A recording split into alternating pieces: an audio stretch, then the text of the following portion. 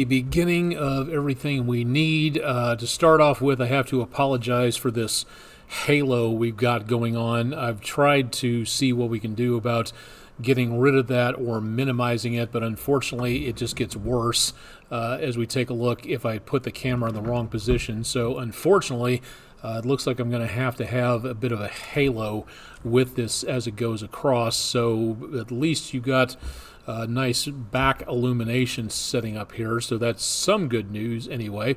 This is Weather Overtime. We are live on Twitch and YouTube just like we advertised earlier. So as of right now, again, this is your local video weather blog, your ability to check in with what's going on with the forecast and to see what is happening in and around the area. If you've got questions about the weather, we'll try to answer them as best we can. If we don't have anything available in the way of answers, we'll send you that information. If you have any questions, we cover the area of southeast Tennessee back into northeast Alabama, northwest Georgia, and the far western county of North Carolina. That's the News 12 viewing area. So if you'd like to keep track of what's going on there, that's mainly the area we're in. Again, if we don't have the answer for you because we're in the wrong location, or if you have a question that we just can't answer for right now, we'll look that up and get you more details on that on a future episode to let you know more about what's happening. But in the meantime, welcome to the show. We'll go ahead and get started and show you more about what's going on across the area. We do have, again, some spotty light showers taking place. The heaviest activity east of Chattanooga back into areas of southeast Tennessee. These counties you see listed here outlined here, these are the counties that we cover, and as of right now, again, we're just seeing very light amounts of rain. These have lasted a little bit longer than I expected, but we could see another raindrop or two up until about midnight, but it looks like a lot of these are starting to kind of lose their punch, what they had of it. So we don't see anything in the way of lightning taking place. That was up toward around the Knoxville, Maryville area. Excuse me. Again, these new medicines are really causing some problems for allergies. What we've got is, again, the potential for more rainfall coming up in the next couple of days, but not really seeing too much of anything taking place in the way of heavy weather. Could be the potential of some problems out there for some severe weather. We'll talk about that in just a little while. View from the Tennessee Aquarium. You can pick up this view at tnaqua.org. This is the view of Aquarium Way and around the downtown area, the buildings of the Tennessee Aquarium back in the distance. A little bit of dark skies off toward the north and to the east, looking across Broad and Market Streets in downtown. Beautiful evening. Got some barriers up. Not too sure what's going on there, but again, a lot of people still out and about for this evening, so pleasant conditions out there across much of the area. We've got some very mild temperatures, no question about that. Clouds have thickened up again by just a little bit. Lee Point camera from Plainview Outdoor Advertising at 153 and 64, looking off to the west. Lookout Mountain off there in the distance, and mainly just a lot of cloud cover going on for right now. Did manage to break up the clouds and get a little bit of sunset in there. Same thing over downtown, some fairly heavy cloud cover here, but broken clouds looking off toward Raccoon Mountain in the distance on the Bailey's Heating and Air camera.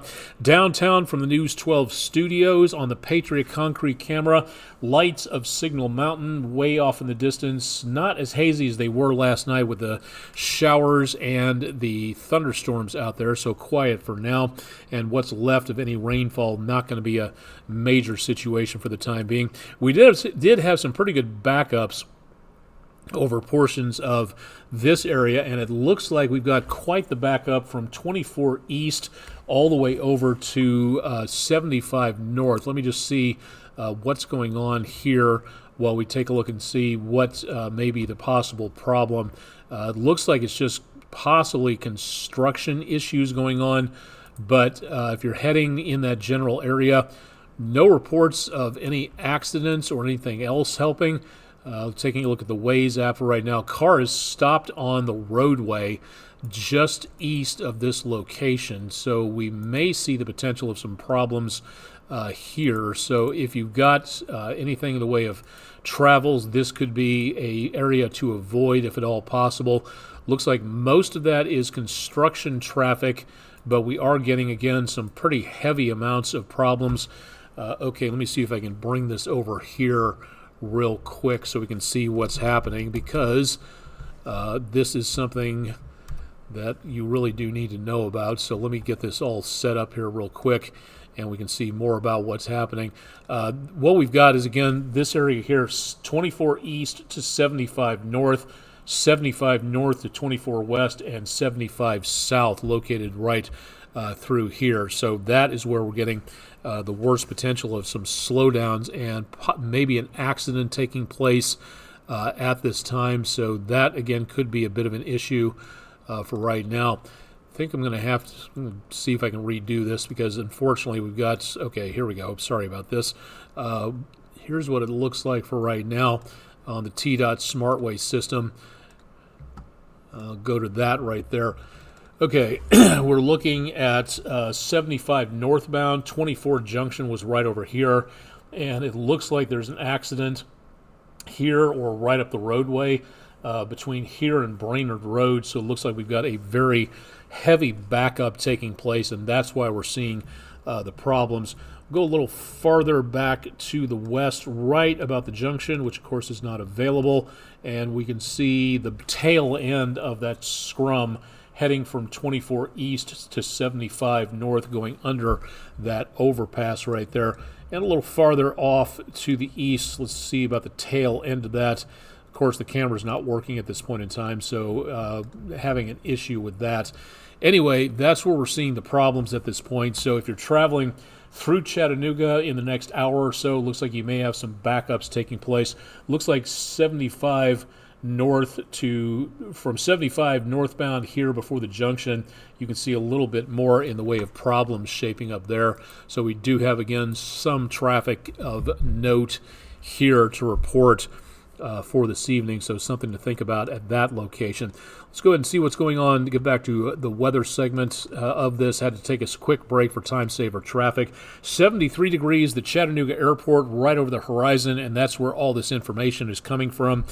73 with a current feels like index of 75 with all that extra humidity out across the area. So we are seeing a little bit more in the way of humidity across much of the area.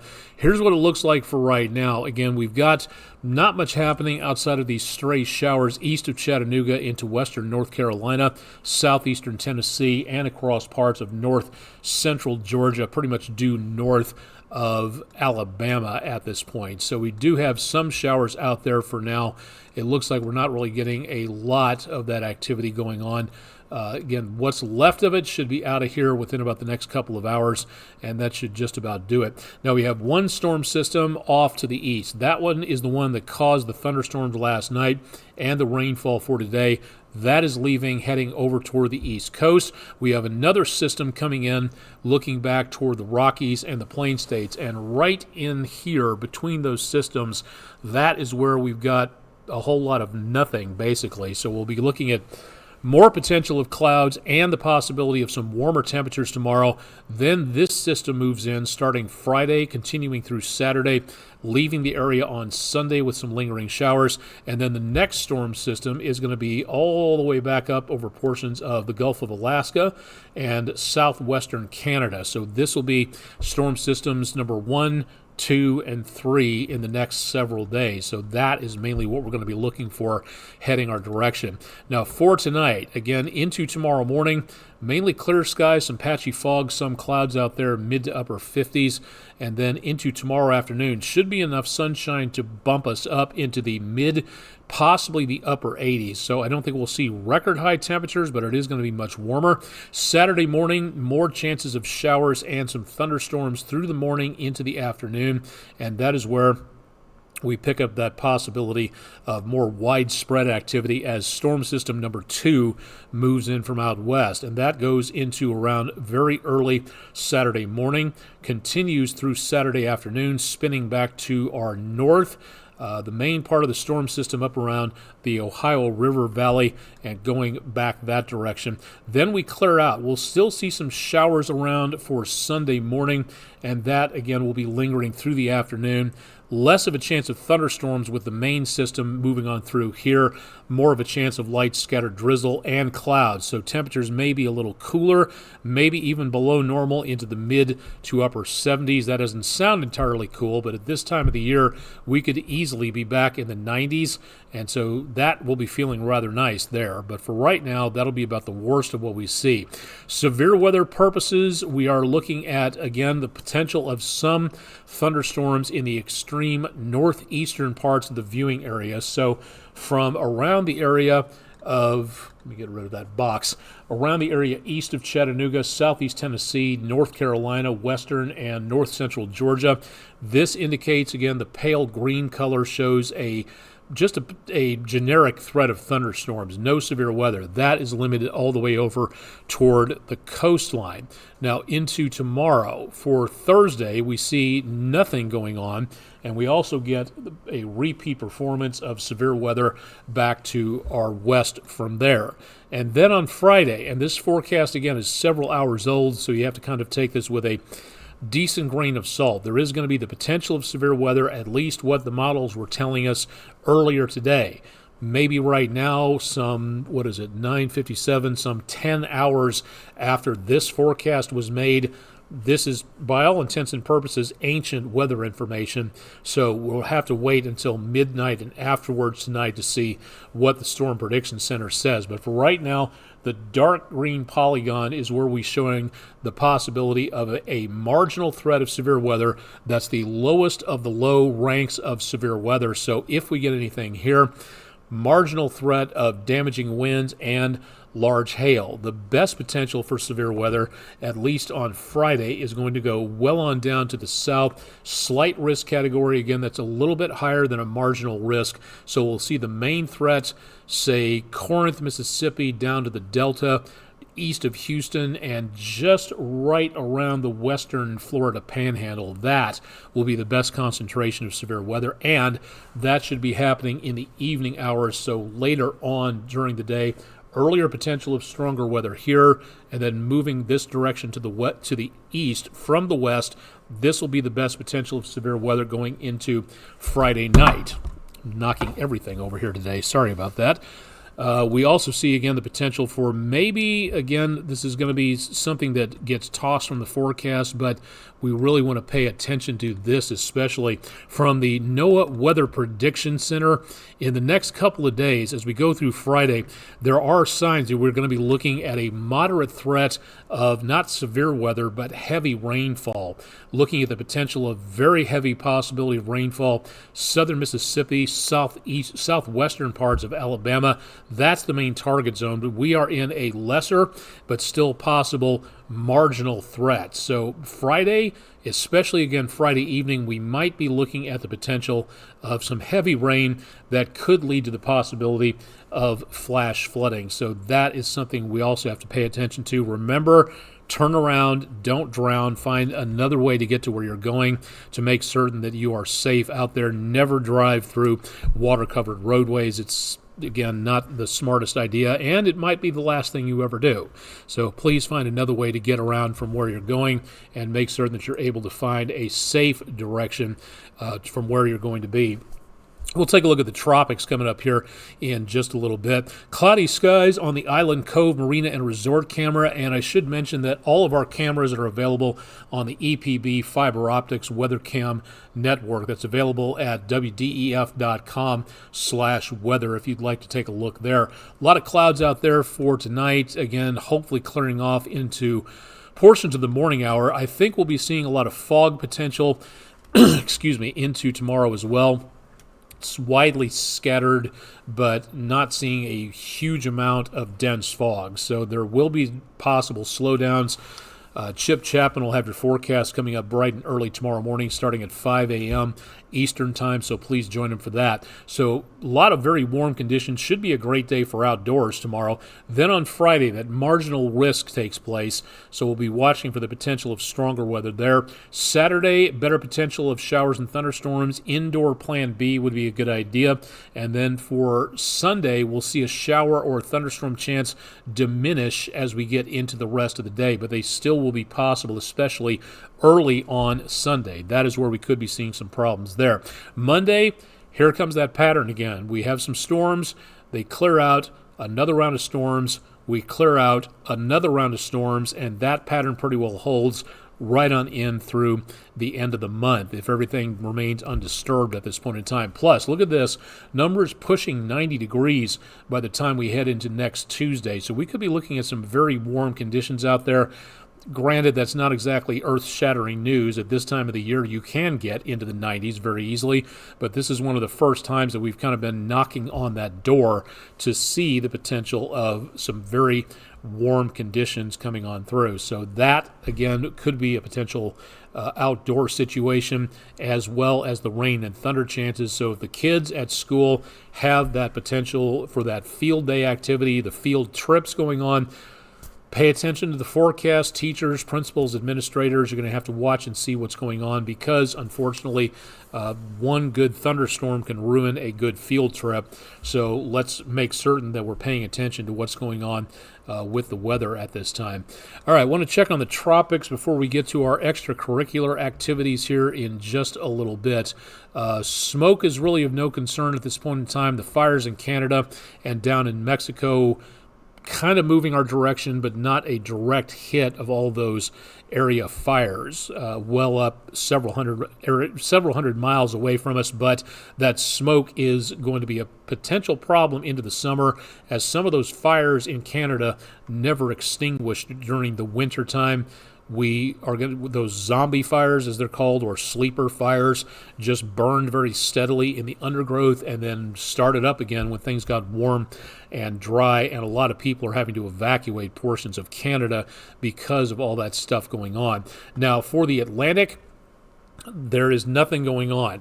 Hurricane season is just about, if I'm not mistaken, I'm doing the mental math correctly, 2 weeks and 2 days away. So hurricane season starts here by June 1st. In the Eastern Pacific, today is the beginning of hurricane season for the Eastern Pacific Ocean. That is where the area heats up the quickest and where we can see some very fast-moving and very rapidly growing hurricanes out of tropical storms. We have an area here that is showing a 40% chance of development, so we'll call it again about a medium chance for right now, moving out into farther out into the eastern area of the Pacific, moving west at this time. Keep in mind that this is about the same area that Otis developed last year, curved around, aiming for Acapulco. It started off as a tropical storm. It became a Category 5 hurricane in less than 9 hours. If that warm water is still a threat right there along the west coast of Mexico, we could see the potential of some more problems with a very busy hurricane season. So hurricane season day number 1 for the Eastern Pacific started today, and we already have a system to keep an eye on. But for right now, nothing going on in the Atlantic, so hopefully it stays that way, so we'll see how well that goes. Last week was a busy night here at News 12. At this point in time, last week, Wednesday, I had already been on the air for just shy of about 2 hours. Keaton Franklin is one of our News 12 production staff, one of our very good production staff here. Really enjoy working with them. Keaton was here, as well as a lot of other people in the News 12 production staff, keeping us and myself on the air talking about severe weather. And he was able to take a capture from our Plainview Outdoor Advertising Lee Point camera during the weather, a nice lightning bolt right up there on Lookout Mountain. So thank you very much, Mr. Keaton, for an awesome capture right there. That's our Langley Roofing weather window picture of the day. If you got pictures, send them in to us. You can email us. You can drop them to our social media pages with a description and or a location, please. If you send it in to us with an anonymous name, that's great, but if we have to make up a story about what it is you were looking at or where you were, that really doesn't help anybody, especially not me, so please send that in.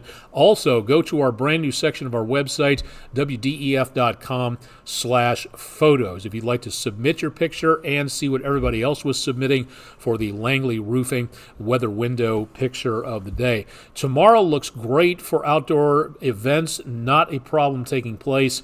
Mostly sunny, dry, and warm. That should be 7:05 a.m. Apologies for that. I got a little bit too over-eager in posting the times there.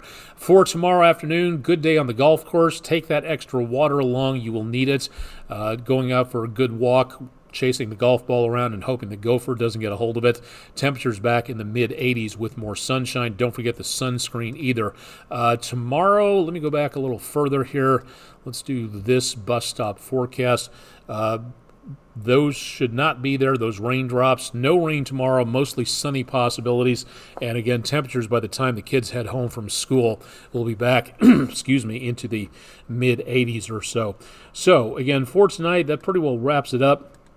Let's take a look at our friendinroofing.com weather poll of the day, which you can access at wdef.com/vote now. So what city in Georgia gets the most tornadoes? 57% of you voted for Marietta. 12% of you voted for Atlanta. I was really expecting a higher vote count for Atlanta for some reason. Decatur picked up twice as many votes as Atlanta, and Woodstock picked up half as many votes as Atlanta did, coming in dead last at 6%. The actual answer, Marietta, Georgia gets the most tornadoes. So thank you very much for voting in our friendinroofing.com weather/science poll of the day. New poll goes up at midnight, so stay tuned for more to see what's going on there, and we'll keep you advised as to what's happening where it comes to weather and science and all sorts of other good things on the way there. Want to show you one more thing, if I can find it.